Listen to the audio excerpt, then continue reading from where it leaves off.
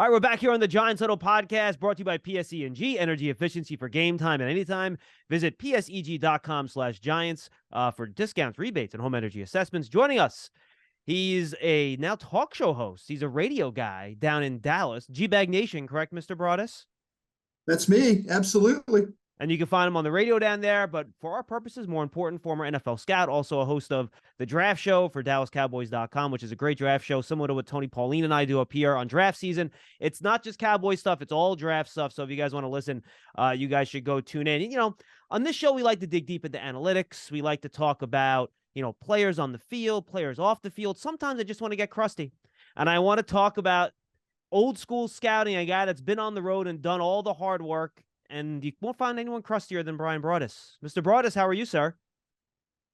I'm doing well, John, and you're absolutely right about that. When you want to go for the crusty side of football scouting, you've come to the right area. I'm trying to learn about this analytics stuff that you guys have been working on here for the last several years, but I just kind of find a way you guys all gravitate back towards what I think about, and that's watching that tape and seeing if these guys can play or not. He's a man with a clicker, a tape measure, and a stopwatch. He is Bryan Broaddus. And sometimes, John, even pool chalk. And I'll tell you a real quick little story about pool chalk. Yeah. When you go on the road and you don't have the vertex to be able to get the vertical jumps, sometimes what you do is you take pool chalk and put it on that guy's finger, the player's finger, have him jump up on a wall. He hits that spot.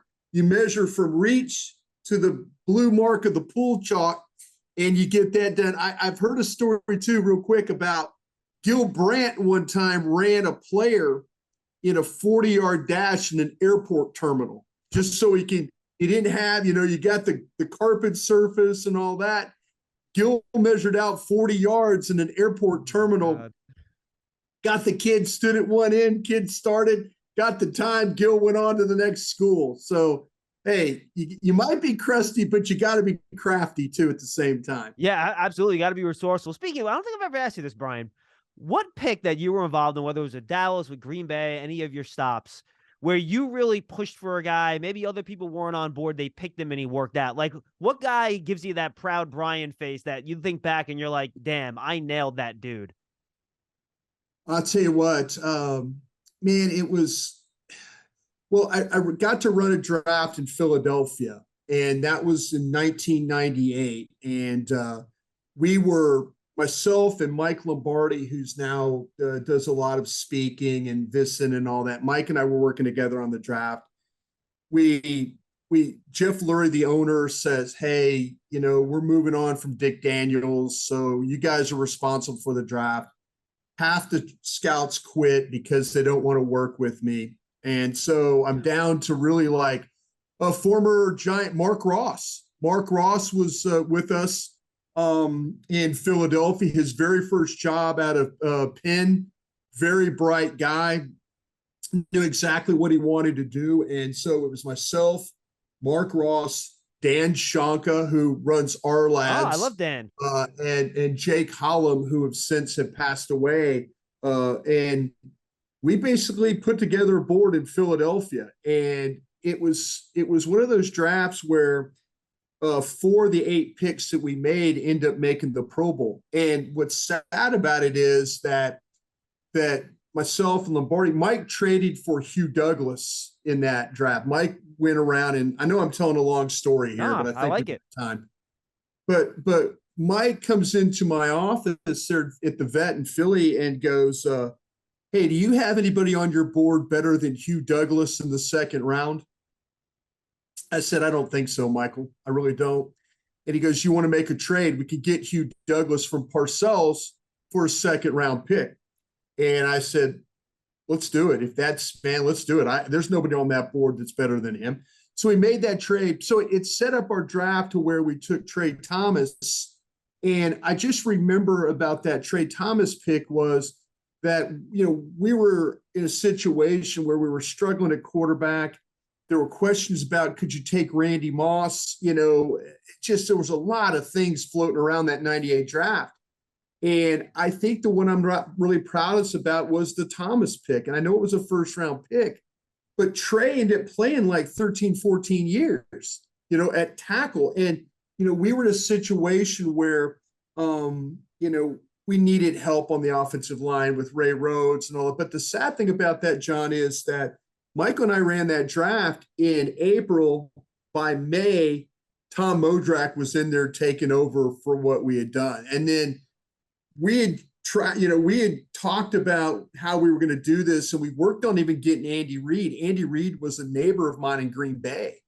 And we were trying to hire him as a coach and as offensive coordinator because John Gruden leaves to go to Oakland.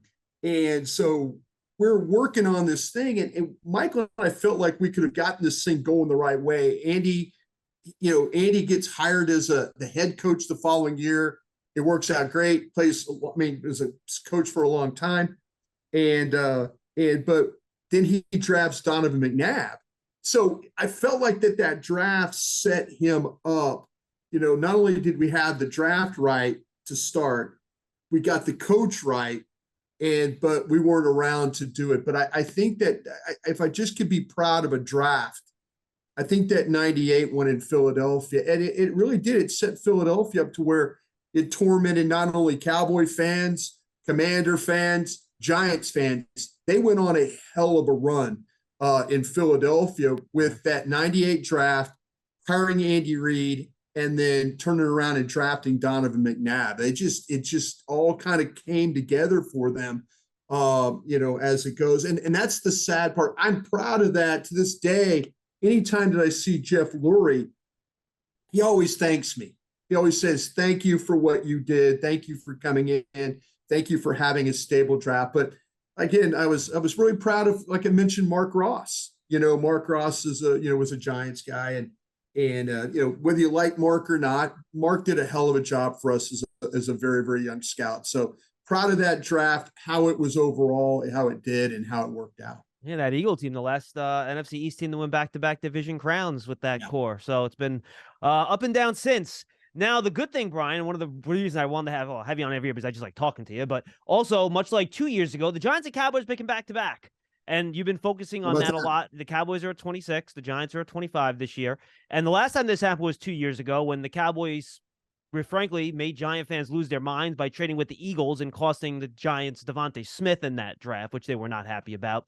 So I guess we've both been thinking about 25 a lot. I kind of want to refocus on that in this episode. Where do you think value's going to lie at 25? And it all comes down to who's going to be left on the board. So when you've been thinking about this and who you think's going to be gone, who you think's going to be there, I'm going to take Bijan Robinson and slide him to the side because I think that's the easy answer. I don't want to make it easy on you. Who's the best player on your board that you think will be there when the Giants and Cowboys come up at 25 and 26? I think that's a really a good question. Usually when you say that, you're trying to buy yourself some time to think about exactly how that board is going to be coming to you.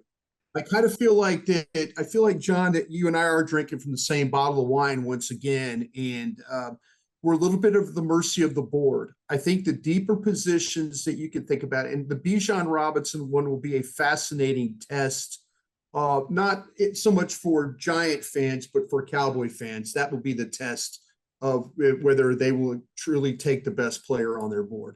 I'm feeling like, to me, one of these receivers could be looking at, you'd be looking at with there's we've talked about, the Giants situation at skill, the Cowboys situation at skill.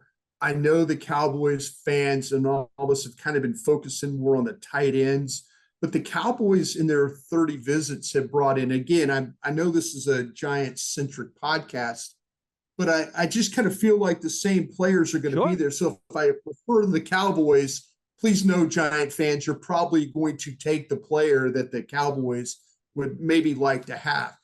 I'm going to be interested to see what happens at this wide receiver spot. I wonder if Quentin Johnston, what receiver is going to fall into that range. I mean, this is a really unusual year, John, and I know you've done a lot of study on this draft already. I don't have a tremendous handle on the wide receiver class, and I say that in a way where I'm looking at it as I'm sitting there thinking about, okay, what do I want to do at wide receiver? But wait a minute, there's 5'9" guys. There's guys that are 173 pounds. There's guys that, there's guys, it's not what the parameters that we've looked at in the last several years. Yeah, Brian, I will say this very Shane, quickly. The only guy I feel super confident about in the first round, and I mean super confident, is Jackson Smith-Njigba. Everyone else, I have some worries about, to be totally honest with you. I totally don't disagree with you there, because that's me. I think that, there's people, and I always refer to drafting a little bit, or these player evaluations, like ice cream.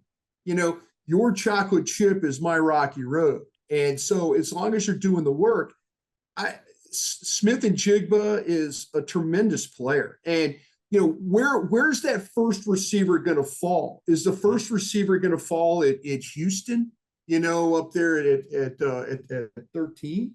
So I'm kind of in that mode right now, 12 or 13, that spot there. I'm kind of in that mode right now where I'm watching to see what order, because nobody has these in the exact order. Myself, Addison, Smith-Njigba, Johnson, and then I've got Hyatt, and now I'm trying to figure out Flowers from Boston College, 5'9" guy. Now, you mentioned about my crusty background. When you back in the day when I was drafted in Green Bay and Philly and other places, if you told me I was a 5'9" wide receiver, I would tell you that guy better walk on water. That it's just, but we're starting to see more of that, where teams are willing to take, and Parcells even told me this when he worked in Dallas. He says, Brian, if you draft an exception, you'll have a team full of exceptions. Yeah. And I always remember that from Bill. Those giant teams back in the day, when they got off the bus, they looked the same. I mean, the linemen, the backs, the receivers, the tight ends, the defensive players, they all looked the same. It wasn't this mismatch of, now you can talk about a Joe Morris or Dave Megan guys, but that was something that, again, those were guys that were taken later. When you're starting to talk about early, there's people talking about, and I've seen mock drafts where, Flowers has gone, either ahead of the Giants, at the Giants. I mean, it's, Flowers, Downs, Scott. There's all these guys that are just shorter, smaller players. And if you've got a feel for that, like you said, you got Smith-Njigba. I can't disagree with you on that. I know that kind of talks about the wide receiver crew. I think all those offensive tackles, with the exception of maybe Wright from Tennessee, might be off the board. The quarterbacks will likely be off the board. The runners doesn't really concern your situation as much. So, yeah, I mean, the cornerbacks, we're going to be left where we're picking with guys that kind of fall out of our parameter of first-round grades. I know personally, at 19 first-round grades. Oh, me too. That's funny. I have 19 also.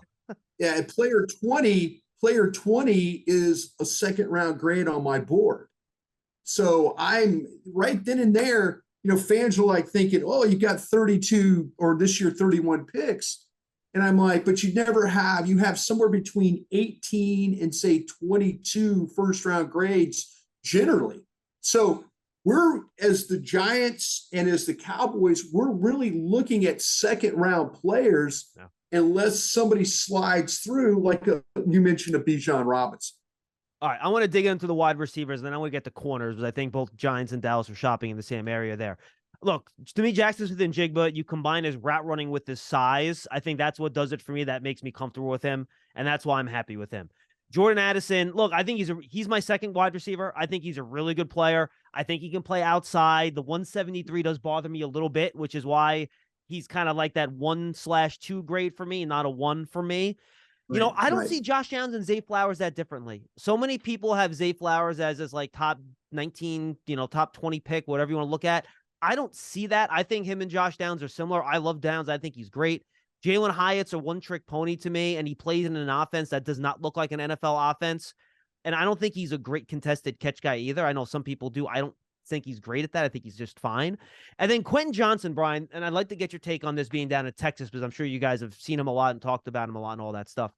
To me, he's weird. He's big. He's fast, but not ultra fast. And you figure a guy like that, he's kind of skinny, right? He'd be a good contested guy. Right. He'd be a good contested catch guy down the field, but he's not. Like, he's at that. But he's great after the catch. How many tall, skinny guys are great after the catch? But is he going to be great after the catch in the NFL, or is he only great after the catch against Big 12 defenders who can't tackle? So I don't know kind of what to think about it with Johnson. I see the upside. Like, if he hits, he figures out his route running right now, which is, not great. His separation ability on top of the route tree, not great. If he can figure that out, I see the upside. But to me, there's a lot of danger with that pick, which is, why for me, I don't know if you're going to get the value at wide receiver there, especially since I think a couple of those guys will get overdrafted before Dallas and New York even get on the clock. Yeah, I think you're right on that exactly, John. When you mentioned, the Cowboys took Smith ahead of them with the trade with Philadelphia and all that, what did you think about Smith? Because he was a slider guy, a slider built guy. Yeah, I was worried about that, but I thought his tape was good enough that I didn't worry about it as much. I thought Smith's tape was significantly better than Addison's, to be honest with you, which is why I did not worry as much about Devontae Smith. Was it still in the back of my head? Sure. But I thought his tape was so overwhelming that I was willing to overlook it more than I did for Addison, who had good tape, but not great tape like Smith had. Right. Like I said, this thing to me is and I know this is very cliche to say, very boomer bust type of group. And depending on what your flavor really is. I mean, there are people I know here in Dallas specifically, they're really averse against any slot only type of players. But, are you with Flowers? Are you getting potentially a slot only player? Yeah, Brian, by the way, real quick, the Giants have like 5 slot only guys on their roster. They drafted Wendell Robinson last year. They have Jamison Crowder. They have Paris Campbell. They have Sterling Shepard. I mean, how many slot guys can you have? No, that's exactly right. And, you're doing your best. Your quarterback, your head coach came in there, gave your team a heart.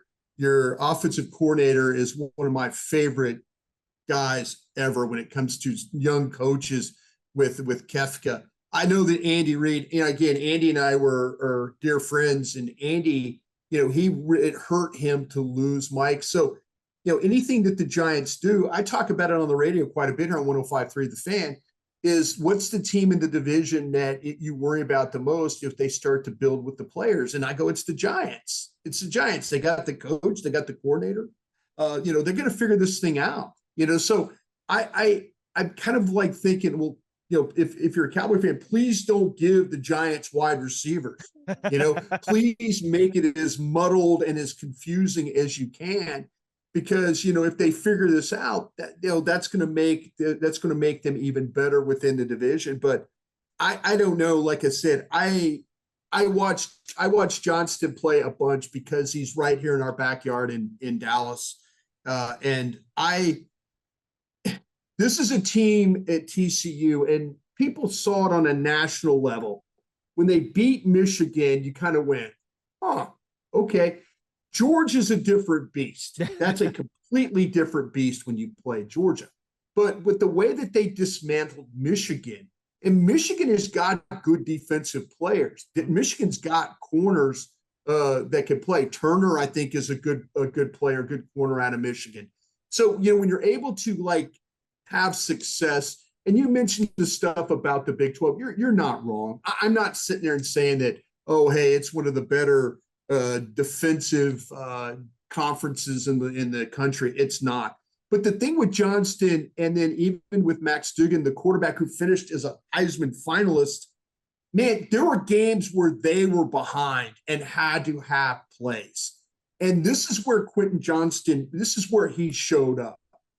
They'd hand the ball to Miller, the physical side of that, but then they would go down the field, and Quentin Johnston made his majority of his plays. I remember the West Virginia game. You could watch that on tape. They're struggling at this game. It's kind of going back and forth, and they need a drive. And they just start throwing the ball to Quentin Johnston, and he starts making play after play after play and adjusting along the way. So, at least there's that it's like the old, Bob Seger song, "Working on Mysteries Without Any Clues." I think you have some clues with Quentin Johnston, but there's some questions though too. There were some drops along the way, and there were people that Body will tell you catcher. in his workout in Fort Worth here recently, they had some drops there as well. So I'm telling you, the kid is capable of making huge plays like you talked about. No, I'm with you. All right, let's say that let's say wide receivers get wiped out or is not an option day one. You're looking for a guy that can play outside on day two. Give me a couple of your favorites. At wide receiver, Yep, guys that can play outside. yeah, I'm kind of in that mode right now, where if you're completely wiped out, the guys. I mean, I've kind of got all these the shorter guys. I like Hyatt, I think, a little bit better than you do.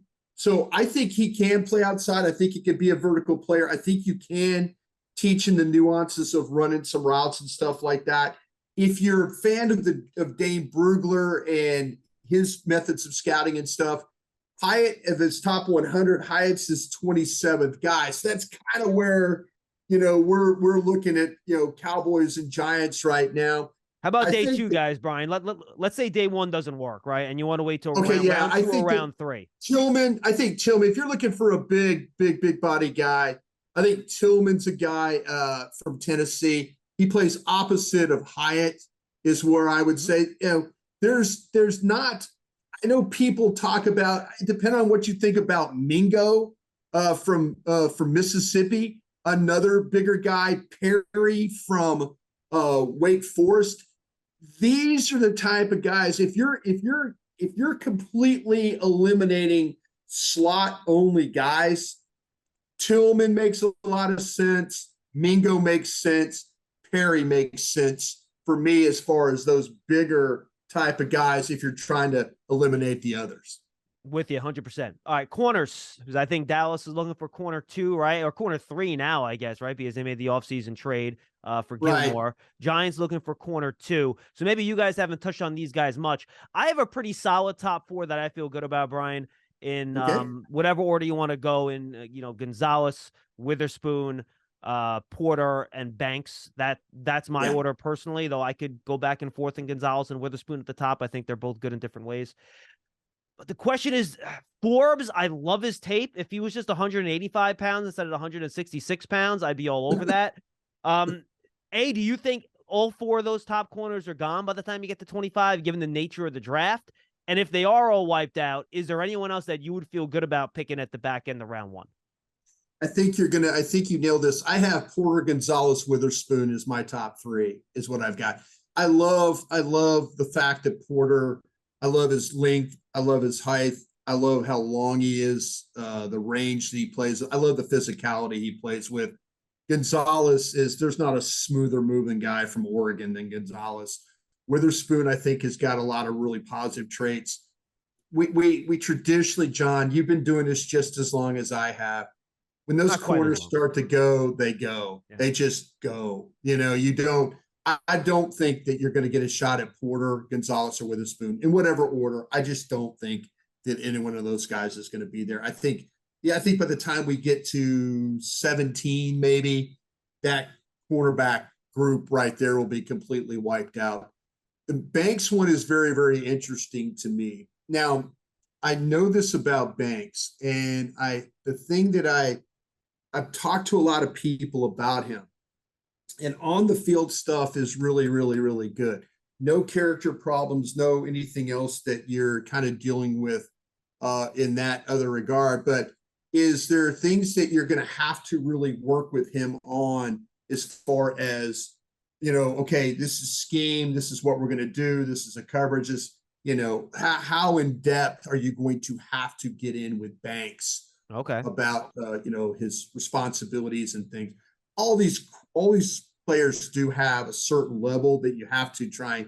But I was hearing about Banks is like, man, you got to coach him. You got to coach him up and stuff like that. So I'm like, hey, I look at it as a positive thing. That's what coaches do. But just keep in mind on that. But super, super, super player. You mentioned the thing about Forbes. I'd have him next. But you're right, 166 pounds. is this the draft of the outliers? Is this the draft that's going to remind everybody, well, you can play with a 166-pound corner. Oh, and by the way, you can play with a 5'9" wide receiver and all that. So I kind of feel like that Banks, Forbes, Ringo from Georgia. Now, there's an interesting one right there, just for the fact that you talk about the size and you talk about the measurables and stuff like that, but you could see sometimes that people do run by him. But then you could see other times where he's driving on the ball, making plays. I mentioned Turner from Michigan, might be a slot first guy and then kind of play him on the outside. Those would be, now, I don't know how you look at Branch from Alabama. I personally have him as a safety. There's some teams that are looking at him as a corner, nickel, and then maybe an outside guy. Outside corner, huh? Yeah. That's 4'5'8" outside corner. I don't know if I'm sold on that one. It's you know what? I'm just telling you, I've talked to a lot of teams, and that because this is one of those things where at 5'8", you're going, I don't know if I want to play him at corner. To me, I feel like he's a safety. And the reason I think he's a safety is when he plays down in the box in that area, he tackles, he's physical, tackler. But there's people that think he's a corner. And so I'm kind of like, not this guy.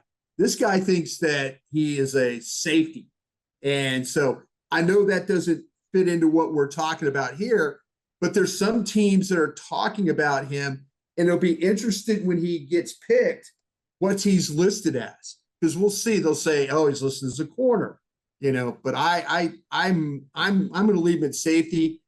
I'm going to work with Banks, Forbes, Ringo, Turner, Phillips, Rush, Cam Smith's another one that from South Carolina that probably not. I mean, I wouldn't be surprised to see him go in the second round, but this is a pretty deep group of cornerbacks.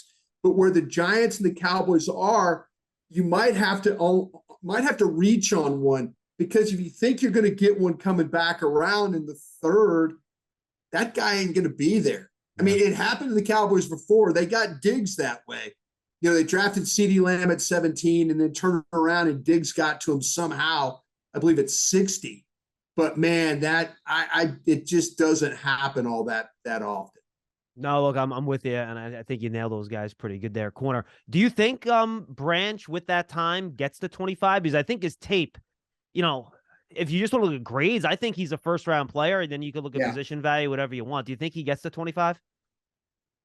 I think, again, that's going to be tight. It depends on who, if they think he's a safety, because if people think he's the safety, he'll be the best, he'll be the number one safety off the board. That's just, in my opinion, that's the way it is. I don't think it's a particularly at the top a very good group of safeties, but in the middle of that, like third, fourth, fifth round, I kind of feel that. But yes, will you have a shot to draft him? I'm going to say yes. I'm going to say yes, because I think, like I say, that the defensive backs that'll be taken first are all those corners. And then they'll say, all right, we got to have the best safety. I don't see Dallas doing it, even though they could upgrade from Malik Hooker. Again, I'm sorry, I know I'm on a Giants podcast here, but if they were to upgrade for a free safety, he would be a consideration for sure. No, I think both the Giants and Dallas, Brian, are in the mix for interior defensive linemen at some point. The Giants do have Dexter Lawrence and Leonard Williams. Leonard Williams last year of his contract. You want to future-proof that. Run defense was a big weakness for the Giants last year. For me, I don't see a guy that I would be willing to take at 25 at defensive tackle, assuming obviously Jalen Carter's not going to be there. And I'm going to assume Kalijah Kancey's not going to be there. But I think it's going to be close, man. I have worries about him as a first and second down player anyway.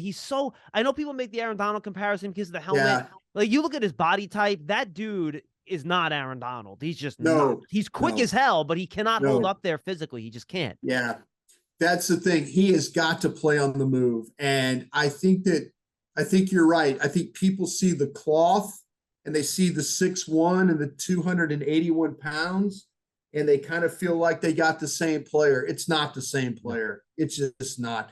Now, let me ask you, John, about that, because I do think Kansas, I think it's going to be close. I think it's going to be close.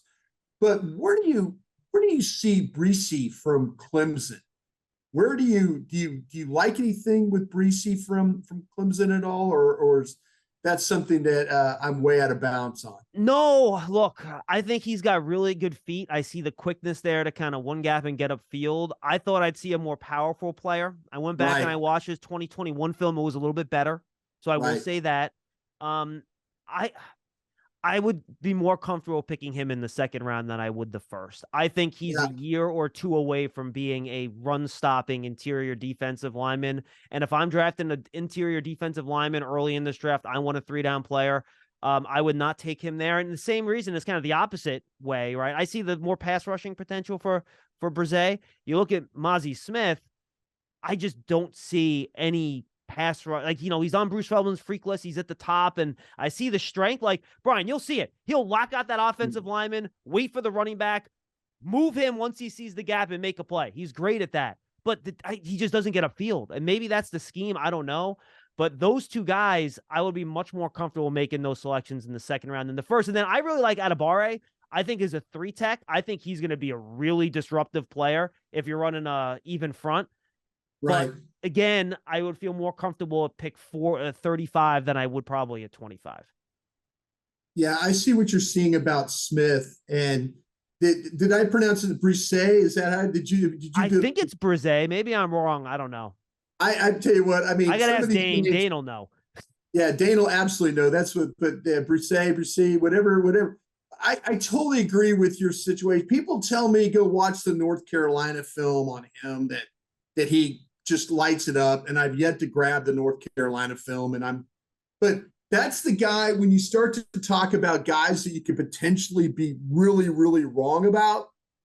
I'll start with that Clemson defensive tackle, because he's the type of guy that you can watch him make like some really nice plays, and then you can watch him get knocked off the ball 4 straight snaps, and you're like, well, why would I want this guy right now? Why would I want? So I think there's a kind of I don't know if he's a sleeper guy, but Benton from Wisconsin, good player, is a really good, and I love his toughness. I really, really, really do love his toughness. Now, have you watched it? But real quick, have you watched him against John Michael Schmitz in the Minnesota game? Let me see what games let's see what games I've got from him. I watched Michigan State and Ohio State with the two I watched. Yeah, so go when you have a second, because I think it'll give you insight on, because I love John Michael Schmitz. Then I watched Keanu Benton move him around, and I was like, all right, I like Benton a little bit more, and I like John Michael Schmitz a little bit less. Yeah, the thing about that with John Michael Schmitz, he will snatch those wide techniques, though. Great outside zone, technique. Awesome. Yeah. But I don't know. I mean, we talked about the whole thing with Linderbaum from Iowa last year? Yeah. That we did that whole thing. And there's things about these. I mean, I'm a John Michael Schmitz fan, but yeah, I didn't see it. But if I could circle back sorry, my bad. I interrupted you. Sorry. No, I'm good. I think that this guy really plays with a burst, and he's disruptive. He's a quick pass rusher. I don't think he has a whole heck of a lot of pass rush moves, but his arm over one is like good enough. And you'll kind of figure out, but he gets rid of blockers and he can put pressure on the quarterback.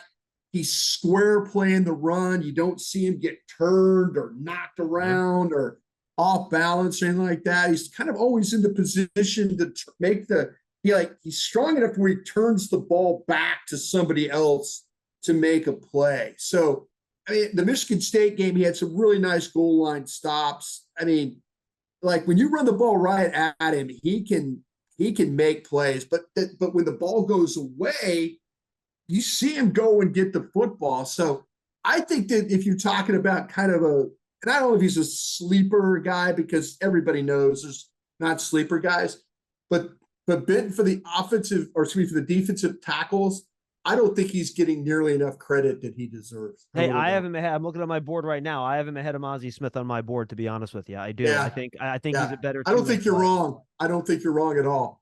Yeah.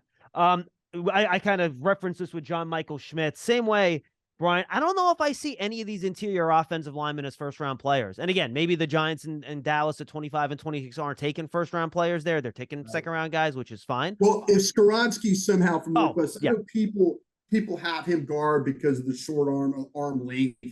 No, 100%. I should have said besides Skoronski. 100% correct. There you go. But Torrance, I learned how to say this name. It's Avila. Okay, good to know. I watched his center tape. I watched his center tape from last year. It was good. His 2021 center tape is good. Yeah. There's that group, like I said, Torrance from Florida, Avila from TCU, depending on where you have the North Dakota State kid. Yeah, where you have him, I think is they're all John Michael Smith, Tipman from Wisconsin. They're all kind of in that group where if you see them in the second round and there's a run on interior guys, those are the names that are going to go. Those are the names. I'll tell you a guy that people are kind of late on, and I don't know. Have you seen the Mafi kid from UCLA? He's actually on my list today. He's on my list for today to watch. Please watch him. He is one of the things, like you watch, there's the quarterback from UCLA that you evaluate, and like all of a sudden he's dropping back, and there's the left guard, is Mafi's blocking, and then the quarterback takes off running. And it's kind of one of those guys where, like, if he had a quarterback that would play stationary, because there's a lot of times like, oh, he lets go of his block. He lets go of his block because his quarterback is 1, 2, and run is what he is. So, if you watch Mafi from UCLA play, he is a powerful guy. They pull him, they move him, they second level, they get him out on screens. He's a guy, him and Zavala, those were two. He's at North Carolina State. I thought there was kind of like two interior when I'm talking about guards, but if you look at, there's really more than that. There's Torrance, Avila, Bradford from LSU. I know my alma mater. Trust me, I love LSU players, but I'm a little leery about them. Bradford's are really good players. Mafi, Zavala. There's a group of guys, like I said, that second, third round group that I think people are going to pick from in this draft. I want to pop a couple different groups with it real quick. Edge rusher. I wonder about Myles Murphy, Brian. I don't see. I know he tested really well at his pro day. I don't know if that shows up on tape as much as I would like to see it. He doesn't dominate games. I guess he's an option if he gets to 25. Nolan Smith's not going to be there as much as people might like him to be. He's just too good. What do you think about that next group of pass rushers? The BJ Ojularis, the Will McDonalds. I'm assuming Lucas Van Ness is going to go, though I think he's very raw. I think he's got a lot of work to do. When you mentioned Murphy, what came into my mind was Van Ness. Now, okay, if I'm going to be wrong about the Clemson tackle, I could be really wrong about Van Ness. And there's a lot, again, if you trust the Dane Brugler, and I love Dane. I've worked with Dane for 11 years on doing this. And he usually is right about these guys. And he's got Van Ness at 10 in his top 100. A lot of people do. I don't see it. And I'm like, I don't see it, man. I just don't. He looks the part. Like, if you put him up on a podium, you're like, dude, that guy, he looks like a defensive end, defensive tackle, or whatever. But he does, like, he just runs straight and he doesn't have moves. That's what I'm saying. And Iowa has these guys. Iowa's put some good defensive players. They're really steady. They're really solid. They're really dependable. They're all these things you want to say nice about players is Iowa. But with Van Ness, I do not see a top 10 player. And if he goes, I'm not gonna lie, John, I'm gonna be happy. I'm going to be happy. Because I don't want Van Ness. I want Van Ness to get to you at 25 and you pick him. Hey, knowing our luck, he'll get drafted by Philly at 10. He'll have 12 sacks next year playing next to... and you and I will come back, and like when we see each other, we'll go, hey, how long were we about Van Ness? But I agree with you. Nolan Smith, when you were watching last year, not this year, but we were watching last year, watching Jordan Davis and all these guys play at Georgia last year. Remember, it was like, well, who's that guy with a single digit? Who's that guy? Oh, that's that Nolan Smith. Don't worry about him. You'll catch him, Well, he's a hell of a player. He really is. I mean, it's not just the testing. He is a legitimate player. I'll tell you another thing. Again, my love for LSU. You mentioned Ojulari. He's a good pass rusher, man. He knows how to get to the quarterback. He's a good pass rusher. And he played on some teams that weren't great, and he was the best player on the defense for LSU. And but man, he physically looks the part. The effort, the motor, the desire, all that stuff about him is top shelf. McDonald from Iowa State, same type of player. I just think there's things about him. They're going to say, well, he's 236, 238, whatever pounds. I'm like, man, this guy can rush the passer. He just can. He's got that up the field. He can redirect. I mean, I think this is a pretty deep group when it comes to these edge players. Maybe I'm blind about the kid White from Georgia Tech. I don't see it either. Him and Foskey from Notre Dame. Nope. No burst. I'm kind of in that mode right now where if somebody else were to take those guys, I could talk about some positive traits, but I could also be in my heart of hearts, if you're a Cowboy fan or a Giants fan, know that if somebody else took those guys, you're probably going to be okay. Derek Hall has some juice to him. I like Derek Hall. I think media scouts are a lot higher on those guys than maybe what the teams are. Yeah, no, I'm with you. I think Derek Hall has some juice as a day 2 pick. Yeah. He can fire off the edge a little bit. And I put kind of Zach Harrison more in that Foskey category where he's kind of big, he's heavy hand, doesn't have a lot of burst. I know a lot of people saying that Yaya Diaby's moving up the board, and I like his traits, but I think there's a lot of work to do on some of his pass rush moves, though. To be honest with you, I tell you what, he is an interesting player to watch. He's a good looking player, man. Yeah, he is a really good looking player. Yeah, he fits the role. The Giants probably going to pick a tight end because of the Darren Waller trade, and they bashed the Bellinger. Yeah, why'd you go off and do that? Why'd you go off and forget Darren Waller? Only a 3. Why would you make it? By the way, what do you think about that guy? What about your guy when he left you guys to go to Jacksonville? What kind of season did he had? I'm not surprised. Evan Ingram I'm not surprised either. Evan Ingram's a good football player. He just dropped passes in the worst possible times when he was with the Giants. Like big play, 3rd down against Philadelphia, 4th quarter drop. Yeah. But he was a good player. And he was a great dude too. He cares. I tell you what, man, I can't tell you how many times I've done Cowboys pregame shows where they're playing the Giants. And I talk about that tight end like he's the second coming of Mark Bavaro, like he's tough, he makes plays. He got hurt again. Well, I'm just I usually with the Giant players, I'm usually not wrong about it, but man, I was really, really wrong. He goes, my man Doug Peterson. Doug and I are friends. Doug takes him, Doug works with him, and next thing you know, he's a Pro Bowl tight end. I'm like, I told Doug, I said, hey, thanks for making me look good on him because for years I thought he was a Pro Bowl tight end. Well, I'll tell you, Brian, it's funny. Like, and I don't make comms lightly, and I hate people that pick like 3rd round players and comp them to a Hall of Famer. I think it's ridiculous. Yeah. But I think with this tight end class, and I say this understanding what it means, Michael Mayer looks like Jason Witten to me. Like, that's what he looks like. And by the way, Dalton Kincaid kind of looks like Travis Kelce. And I understand Travis Kelce's unbelievable. He's a Hall of Famer. But Dalton Kincaid is a receiver. Holy smokes. That dude is awesome.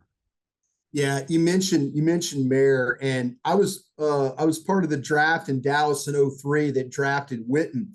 And he was our last player in the 1st round with a grade of 119. So he'd been the bottom of the 1st round on our board. But that was the draft when they had Dallas Clark, LJ Smith. It was like this, just all kinds of tight ends, and they kept going off the board. And we got in the 3rd round, And Jerry looks at Parcells and goes, Bill, we got to take Witten, right? We got to take him. And Bill goes, yeah, we can take him now. Let's take him. And, you know, who the Cowboys picking like, who the Cowboys picking the second round instead of him? That's what I want to know. Oh, no, it's like L.J. Smith. Remember Philadelphia took, Dallas Clark went, Carolina took a guy from UCLA that, oh, geez, what's his name? But all these tight ends went off the board. The Cowboys, we took Johnson, the center from Wisconsin, is who we took in that draft. Parcells, that was Parcells. But Parcells, I'll say this about Parcells. He had a vision for what Jason Witten was going to be. He absolutely, I mean, one of the reasons why Witten was on that board was that he had a vision for what Bill could really evaluate tight ends. He really, really could. But he had a vision for Jason Witten. So, but yeah, you're right about this tight end group. I'll say this though for your list. I don't know if you've, there's some questions about our Utah's, his back, his Kincaid's back that he's dealing with, because he didn't work out at his pro day and stuff like that. I talked to some trainers around the league about it. I said, hey, give me the story, tight end, back, what's the deal? Everyone came back and said, listen, probably not if you draft him, probably not going to be ready for a mini camp, probably not going to be ready for an OTA, but will be ready for training camp if you drafted him. So again, it's a tight end, it's a back. Just something to keep in mind as you're looking at your board. If you see McBride slip a little bit, maybe it's because teams think the back is more of a concern than the guys I've talked to. Just something to keep in mind as you're following along in the draft. And I'll be honest with you, I just want to get your take on it. My third tight end is Sam Laporta, Brian. And I would be okay picking him at the end of the first round. Like he is a 1-2 grade for me. He's an Iowa tight end. He was on an awful offense that still produced. He runs great routes. He's got good hands. You know, in Iowa, you're going to be able to block a little bit. I think he's going to be a very, very, very good pro. And I would take him before Musgrave. I would take him before Darnell Washington, to be quite honest with you. That's just me. I'll tell you what, man, I feel like you could throw a blanket over the top of this group and you'd be just fine. I personally, I really do respect what you're saying about Laporta. I do absolutely think he's in the mix on that. I would throw Kraft in there too. From South Dakota State is what I would do. Now, again, please be in mind that, you know, they do play some good football up there. I mean, it used to be where you were playing against cattle ranchers and pharmacists and accountants and people like that. But you're playing, you know, North Dakota State lives here in Dallas. North Dakota State, those residents of North Dakota might as well be paying taxes here because they're here every single year in the playoffs for the championship. South Dakota State, I mean, watch the film, the kids playing against Colorado State and North Dakota State. They're playing good football. But Kraft, I really like him. And but I totally get what you're saying about Laporta. Iowa's done a good job with these tight ends. They have. They've put several of them in the league. They're very productive players. You know, you have to respect. But you're right. Very bad offense. Probably didn't play to the level of where this guy really is as a player. All right, final one for you, and then I'll give you the floor to freelance. Running back. I felt like I've done that for the last 45 minutes. Sure, you have a little bit. Freelance. So have I, though. We talked about Bijan. I know you love Jahmyr Gibbs as a first-round pick, too. Yeah. If you're waiting, and I think the Giants with Saquon on a franchise tag probably would wait until round 3 or 4, probably closer to round 4 or 5 for a running back. Who are some of those late round guys that you really like that could be there? Because, you know, you talked about earlier with ice cream flavors, right? This is really a middle round ice cream flavor running back type of draft. What are you looking for? Who are the guys that you like? Yeah, I'll tell you what. I do. I have 2 first-round grades, and this is maybe it's the crusty part of me. I'm just about drafting football players. You know, I started doing this. I'm over 195 players now, 196 players. I'm still going till the draft. I'm just going to keep going until I get tired of looking at them. but I started with Bijan Robinson way back in December 1st. And nothing about Bijan Robinson has changed as far the more that I've gotten depth with this draft. If you're just looking for a football player, Bijan Robinson is that guy. He's the absolute guy. And I'll say this though too. Gibbs at Alabama. If you were looking for another back, I personally, like I said, Robinson, Gibbs, both first round players. Gibbs to me, when you the ability to run, the ability to, he's a complete player. He runs, he does a great job in receptions. You see him making plays down the field, and you see him blitz pickup.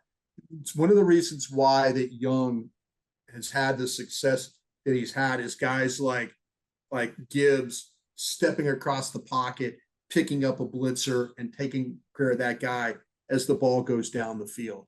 So to me, I would love to have either one of those guys. When you mentioned about those guys down the line, I think you have to look at Spears from Tulane would be Love a him. kid that really, really. Bigsby from Auburn is another one. And then Robinson's teammate, Roshan Johnson from Texas, is another one. Explosive player, similar traits, catches, maybe doesn't have the blocking ability that what Robinson has. But when you're looking at those, like, maybe 2-3 backs, Evans from Ole Miss, a personal favorite of mine, I know on Twitter I talk about him quite a bit, is McIntosh from Georgia is another one that he's got that ability to, like, you see with him, they put him in the backfield on third down. They hand him the ball when there's light box. He gets positive yards. He can finish runs. He's Great tough. receiver too. Great receiver. They put him wide and they'll throw him tunnel screens and stuff like that with blockers out in front. Great patience, great hands. So this is a really, really, really deep group. So if you're looking for somebody to put behind Saquon, and then potentially if they move on, much like the Cowboys could very well move on from Pollard, you want to have that guy that's available and ready to go where there's not this huge drop off. But all those guys, all those backs I mentioned, I feel like this draft, when it comes to running back, could go down probably 5 rounds before you're like, okay, I can't pick a running back here anymore. We're recording this, Bryan, on Monday. It's going to air literally 2 weeks before the draft. What's like the one thing you're thinking about that's top of mind for you with the draft about 2 weeks away? Yeah, I'm if you're if you're a fan of the Giants or fan of the Cowboys, I'm fascinated what Philadelphia is going to do at 10. I really do. I'm fascinated. I'm always fascinated as a guy who worked in this division, with the Cowboys for all these years. I'm always interested in how can I beat the Giants? How can I beat the Commanders? How can I beat the Eagles? And I always look at a draft that way. I always look, if I don't win my division, I'm not going to, I could get in the playoffs, but I need to win my division. And I said this earlier. I think the Giants have become a better drafting team. I think they're better coached. I think they're not going to make mistakes. I just don't see the Giants making mistakes. The Eagles, they're very aggressive. They're very much a team that has a general manager that will put all the chips in the table. And, if he's moving picks or going after a guy or moving his own picks to try and get a guy, I'm fascinated how he's going to operate there. I think the Commanders are a quarterback away from being really good. Totally agree. I think they've got really good personnel on defense. I think they're building their offensive line. You look at their skill guys. They're all got good. a tight end. They're a quarterback away. Will this be the year that the Commanders get a quarterback when they pick? Will one of those quarterbacks slide to them? The Commanders are uncanny. It's like the Ravens. Good players just, you think it's a top 5 player, and the next thing you know, the Commanders are picking a guy at 17. And you're going, how the hell did that just happen? So I look at this from a division standpoint.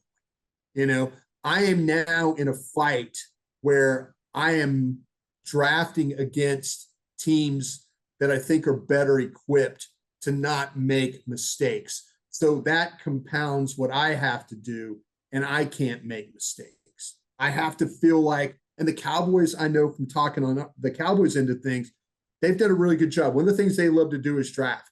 They love to draft players. So the fact that they gave up a couple of compensatories to give up players, that's something, but I would say this, if I'm a Giants fan, I think you guys are in great hands. And I think your roster is going to be better. And as a Cowboys, a guy that follows the Cowboys and worked for the Cowboys, I would be concerned about the Giants. I'd be concerned about the Commanders, and I'd be concerned about the Eagles. I think we saw that with the way this division can be like what we saw last year. It can be like this every year. This is the way that these teams are. So I'm always fascinated by that. And one final thing on that, I'm also fascinated how these quarterbacks are going to get, and how that, did all the maneuvering pay off for the teams? Did they really, really get the guy that they absolutely wanted? Quarterbacks are a thing that can set your organization back if you don't get it right, for sure. But I'll tell you, it should be a fun draft, John. Really should Absolutely. And by the way, I did some advanced scouting, listened to a few draft shows the little past week.